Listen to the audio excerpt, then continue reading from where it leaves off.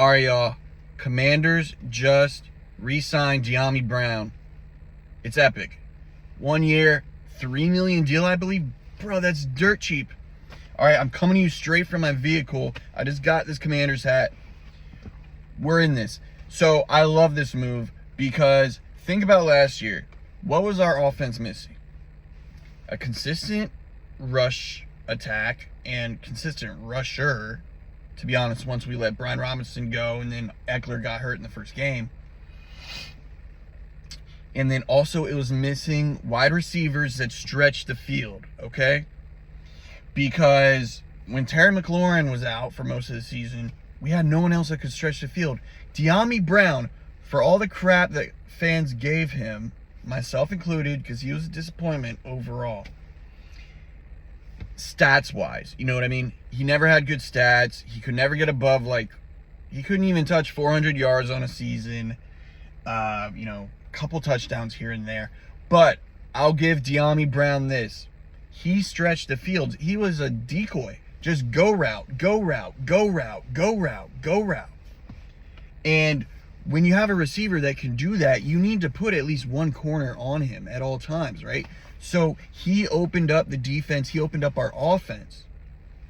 So when Terry McLaurin was out last year, we had no one else that could do that. We tried with Jalen Lane, but let's be real, Jalen Lane is ass as a receiver. He's a really good punt returner. And we should keep him on the team as a punt returner.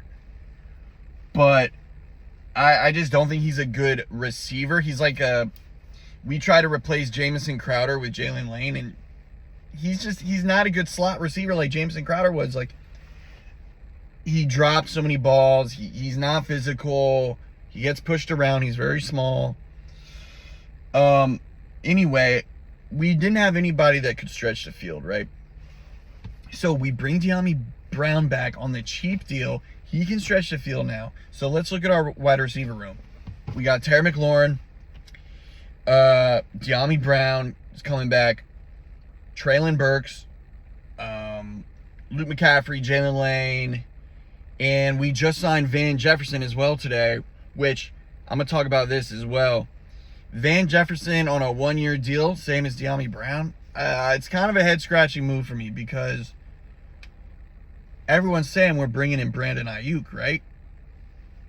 So if we bring in Ayuk, like all the rumors say we will, once the 49ers cut him, if we bring in Ayuk, then we'll have 7 receivers on contract. Then, people are speculating we're going to use the 7th overall pick either on Jeremiah Love or a wide receiver, right? Cornell Tate, Jordan Tyson, Mekhi Lemon, any of those guys at 7 if Love isn't there. So then how are we going to have all these receivers on contract? So then that makes me think maybe they're going to cut bait with one of these guys. They could cut bait with Luke McCaffrey. They could cut bait with Jalen Lane. I mean, they're both very young, though, so that wouldn't really make much sense. I don't know what they're doing with this Van Jefferson move. I love the Dyami Brown move. Van Jefferson, I don't know. He's just kind of mid to me overall. So is Dyami Brown, but Dyami Brown serves a unique, specialized purpose. You know what I'm saying? He's going to stretch the field. You can also throw him a screen here and there. He's quick.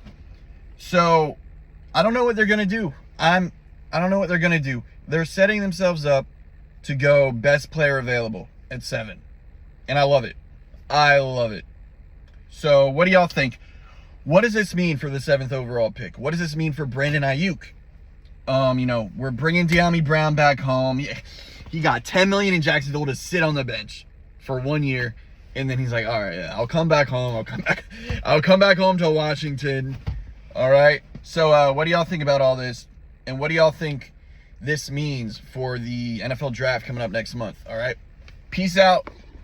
Lot of Commanders content coming to y'all. I'm starting this whole new channel. We're doing this shit. Hold on. Okay, my wife's calling me. We're doing this though, so like, comment, subscribe. See y'all soon.